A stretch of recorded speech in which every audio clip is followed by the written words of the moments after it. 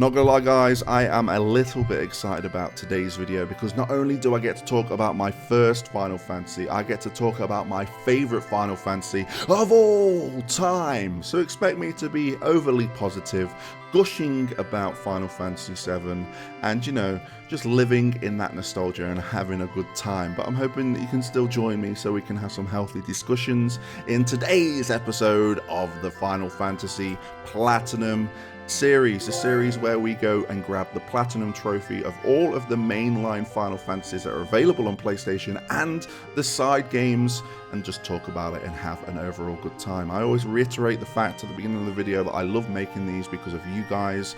I love going through the comments, I love reading them, I love agreeing, I love disagreeing, I love having healthy discussions and just an overall good time, so thank you for that. With that all being said though, what is up guys, Jen here, hope you are all doing well. Welcome back to the channel. As always, I've got you covered with timestamps in the description down below, so if there's a certain section you want to skip to, feel free, whatever floats your boat. All I ask is for you to like the video, subscribe to the channel if you haven't already and like the content, hit the notification bell so you are notified of that content, and of course the most important thing, get involved in that comment section below because it's always a good time. So let's get straight into it. Final Fantasy VII, and I have two of Final Fantasy VII's here. I have the Platinum and I have the Black Label version, but in particular I want to talk about this one. In the UK it's very plain, the Final Fantasies back in the day. We had the white background and the logo. Was that enough to kind of get me into the series? Yes, it was, and I'm going to talk about that. This is probably going to be the most extensive of my history of a certain Final Fantasy game with this one because it's very special to me. I need to take you back to when I was like 8 or 9 when this first came out. The games I was playing before this was simple games like platformers like Crash Bandicoot. I was playing sport games like FIFA 97. Very simple games where I could pick up and play, and if I rolled a game over I put it down and came back to it the next day, or I just overall just kind of rage quit. That's where I was at. So I'd never played an RPG, and what was it about this game that kind of drew me towards it? Well, I think it was its plain nature. I was like, okay, that's a very plain looking case, and I'm trying to get back into the mind I was when I was 9 years old, because it wouldn't have been the front of it, it would have been the back of it that got me interested, because we had a few things. I'll show you here. There is a few little like spoilers. It's very blurry, but I think that's probably good with the spoilers that are on there, because some people are, you know, still a bit touchy about some of the spoilers, but here in the UK we definitely got a spoiler in that top image. But you had this beautiful CG kind of graphics, and I was none the wiser to if that was the actual game or not. But underneath we had like a nice pre-rendered background with some of the characters. We had a screenshot of Ifrit in the middle of his summon, and then down right below we had Cloud on a snowboard. So looking at that and reading the synopsis of the thing and seeing that it came with 3 discs, I was pretty sold on that. So I was like, please may I rent this? And I think I rented it for 3 days, and you know, this was the first venture into a RPG game, so I didn't mess with any of the settings. I was so used to just putting on the game and going through it.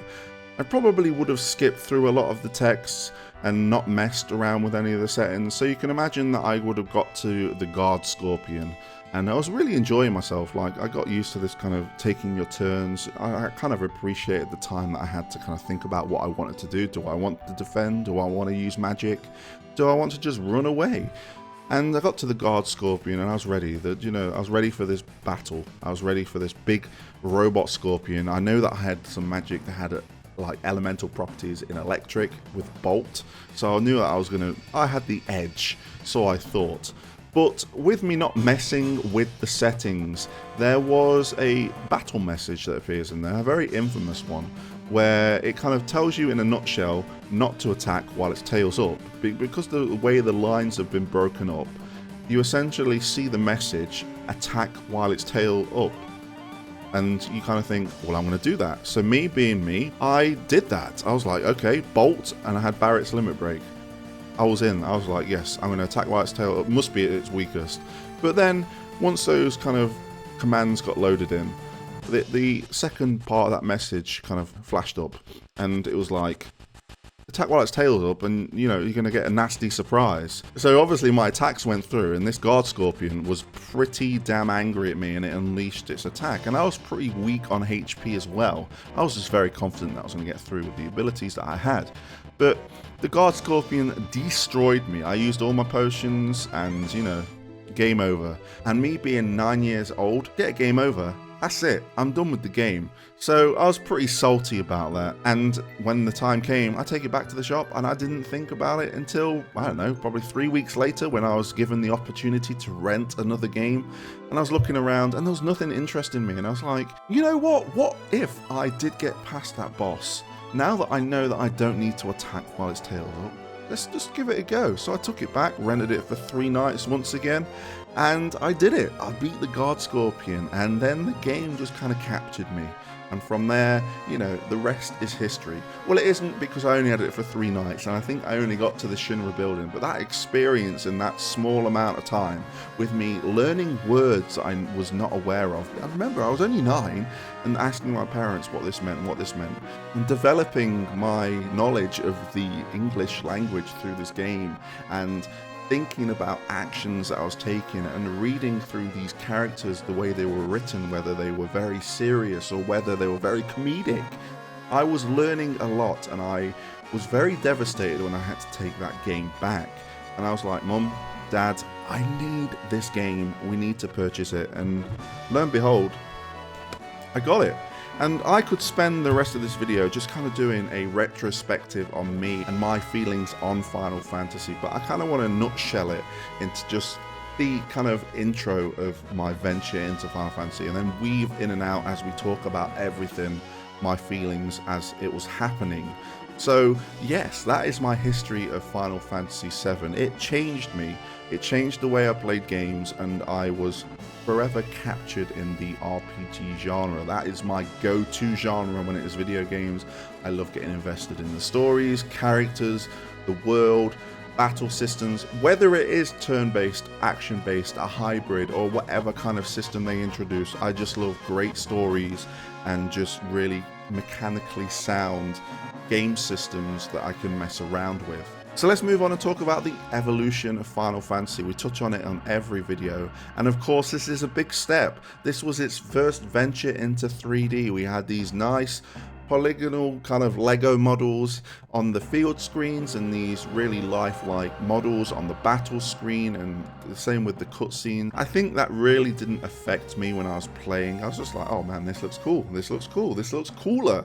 And you know, it found its stride in 3D with these beautifully pre-rendered backgrounds mashed in, and some of the cutscenes kind of like taking it and turning a pre-rendered background into like a movie scene, into like then into a still. Like, it was mind-blowing at the time. And the fact that I got to certain parts of the game and it said you need to insert another disc was just mind-blowing to me. I was playing simple platformers that probably didn't use all of the discs, and I'm playing this game that has 3.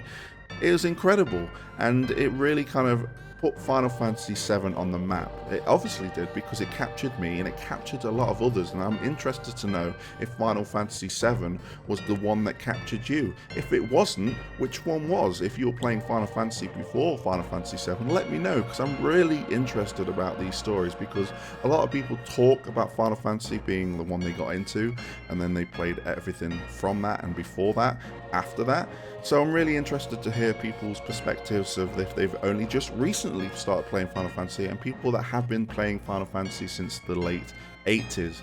It's your turn in the comment section. I'm really interested to see what you say. Now, story and characters and the world of Final Fantasy VII. And I'm like, do I want to spoil this game? I mean, my camera automatically blurred a certain scene on the back of the case, so is that a sign that I don't spoil anything?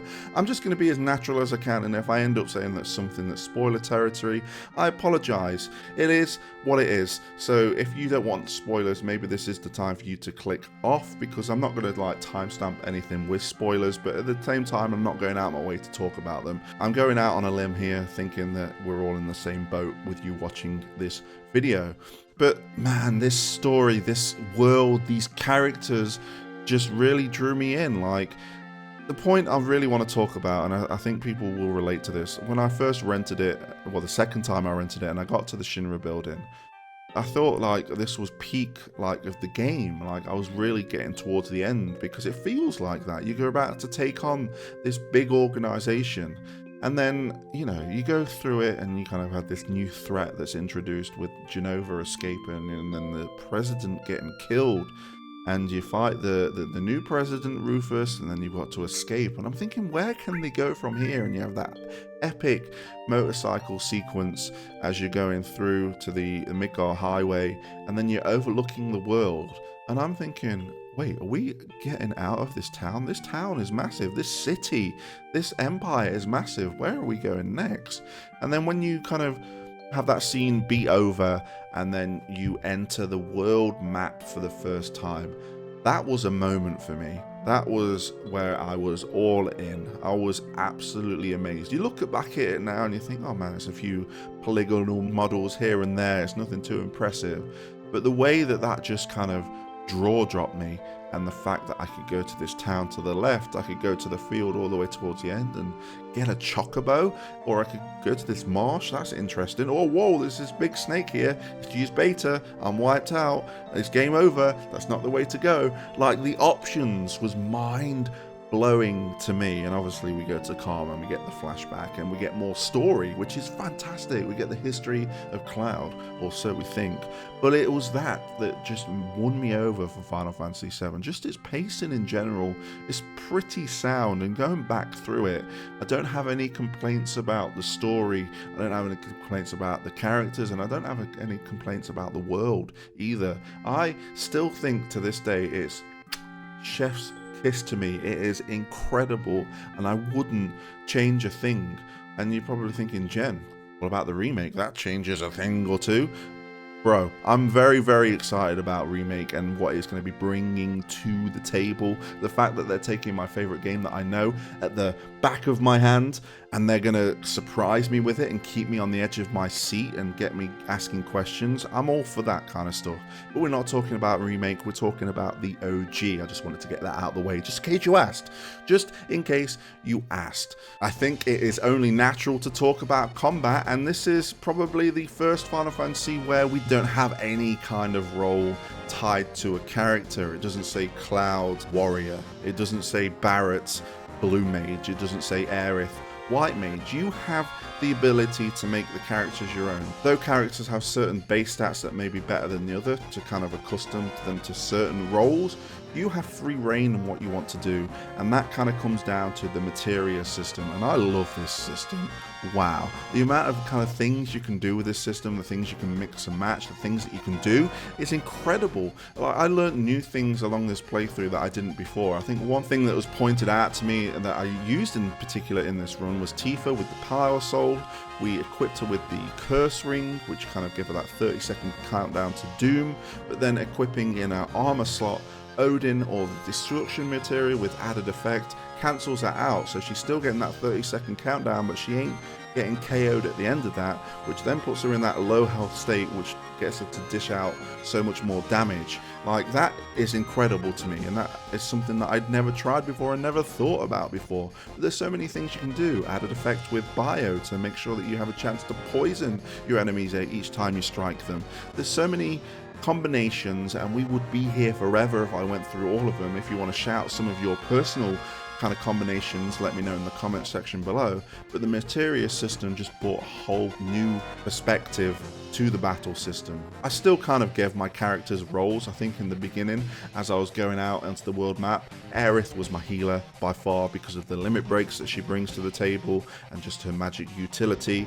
Tifa was definitely a DPS for me, and Cloud was kind of like my defender slash kind of like a paladin almost. So I still kind of had my roles as such, but I could flip those up. If I wanted Cloud to be my white mage, he could be, and there would be no problems being there. Maybe he does a few less numbers, but he still would be prominent in that role if I was the one to choose to do that. It is incredible what you can do with the system, and that combined with just the evolution of the ATB and the fact that you can make it faster or slower. But the combat is just really, really good in Final Fantasy VII. I've not got a bad thing to say about it. You can go crazy and break the materia system, or you can be nice, calm, collected, and pretty tame about everything and still have a good time.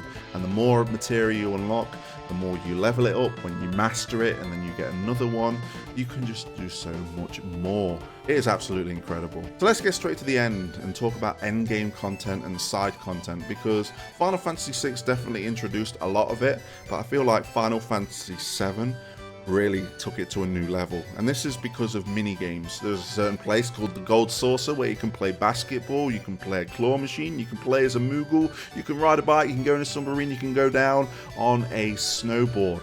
That is just a few of the things that you can do in Final Fantasy VII.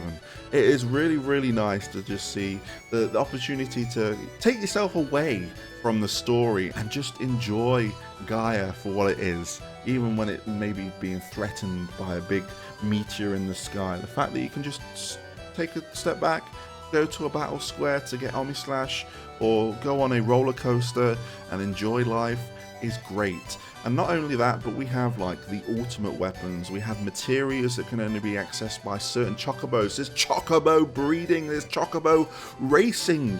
Like, the more I'm talking about, the more there is to do in Final Fantasy. And they do it all incredibly well. Like, if you want to get all the secret materials using the chocobo, or using a certain glitch with the high wind where you can land on the ledge and drop down and get that quadra magic material if you want to. But if you wanted to kind of breach chocobo and eventually get the gold chocobo to then be rewarded with Knights of the Round and other materia that will be very beneficial to you, you can. If you want to go underwater and take on the colossal emerald weapon, you can, and you can do that with or without the underwater materia, and that goes back into with materia combinations to do some broken things to defeat it quickly.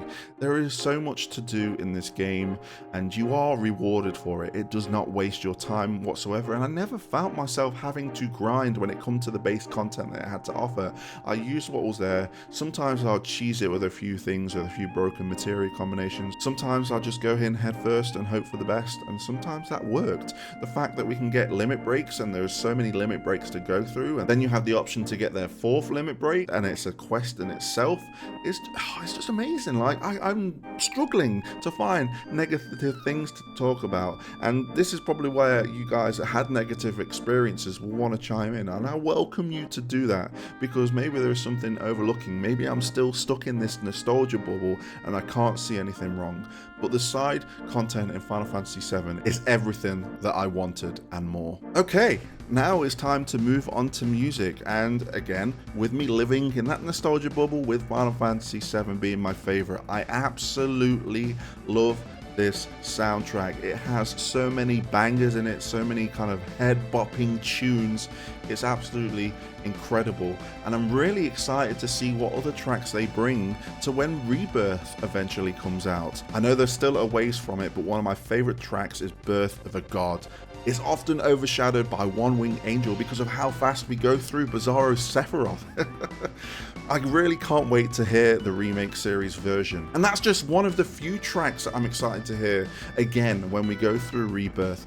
But the soundtrack in general in OG, it's absolutely untouchable, and it has some absolute classics in there. Right, we're probably going to move on to the most negative part of the video, and that's talking about the PS4 port that I played on PlayStation 5. Man, you know, they had the nice kind of sharpening of the 3D models both on the field screen and in battle, but everything else was pretty much untouched. We got pixelated pre-rendered backgrounds, we got cutscenes that completely don't do them justice whatsoever, and so many bugs and glitches when it comes to its music. I'd go to like the world map or get in and out at high wind, and the music would just stop. And I've just got silent, and it really took away from like replaying this game. Like, this port is one I wouldn't recommend unless you are going through for the Platinum Trophy. I think the best place to play Final Fantasy VII is on the PC with its plethora of mods that are out there. It's incredible that you can now get voice acting, really good pre-rendered backgrounds that have been AI upscaled. You can have a remastered soundtrack, you can have enhanced battle models, you can have complete mods that change the gameplay in ways that you could not imagine to make it just a little bit harder or a little bit easier.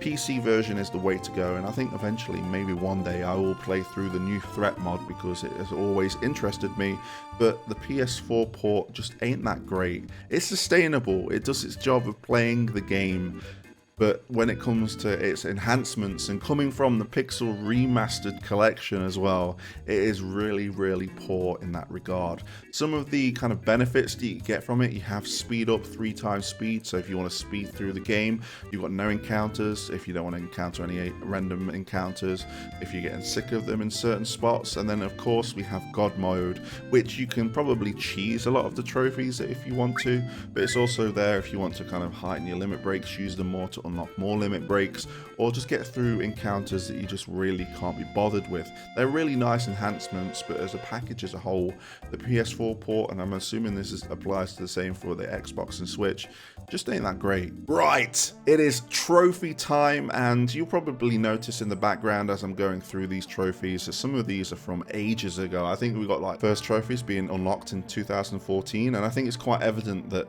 I played this when it first came out on the PlayStation, and then I just didn't play it. I got a few trophies here and there, and then I didn't get into it. So I had to do this justice. I played through the game again when all of the trophies I had pretty much unlocked. The only one that I didn't have was to beat the game, and I could quite easily just have gone on that save file and completed the game and made the video, but I wanted to make this experience as authentic as I could. I wanted to re-experience the story again so I could have context for everything I was talking about and have it more fresh on the mind. So I went through the game again. I went through and beat Emerald Weapon again. I went through and beat Ruby Weapon again.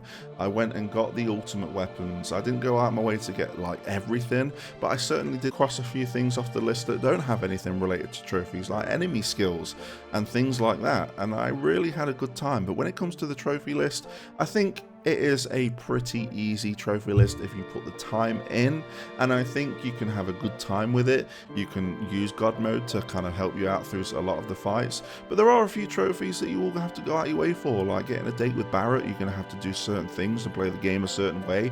Getting Cloud to be picked by the Don is going to be another reason for you to play the game a certain way and get certain items.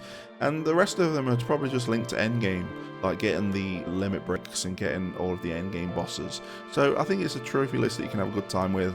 If you want to abuse God mode and all of the other boosts, you can, but it's a good time. I think it was a nice revisit for me, and I was pretty satisfied when I finally got the Platinum Trophy. So there we have it. Final Fantasy VII has been done, and it's now on to the next game. I did put a poll out to see if you wanted me to go and venture to a side game, maybe play Final Fantasy VII Remake, because I could tie it into this video and have it kind of at the right place. But you guys voted Final Fantasy VIII, and I have no problem with that. At the end of the day, if I can get you guys involved in what you want to see, I will do more polls. I'll probably do the same when I complete Final Fantasy VIII, but I am going to be playing other Final Fantasies when I'm streaming. At the moment I'm playing through Mystic Quest, and I'll make a video on that, but it's not going to be tied to the Platinum series. It's just going to be a good time talking about Final Fantasy, so I'm hoping to do more things like that in the future. As always, I thank you for your time, and until next time, I'll catch you on the flip side.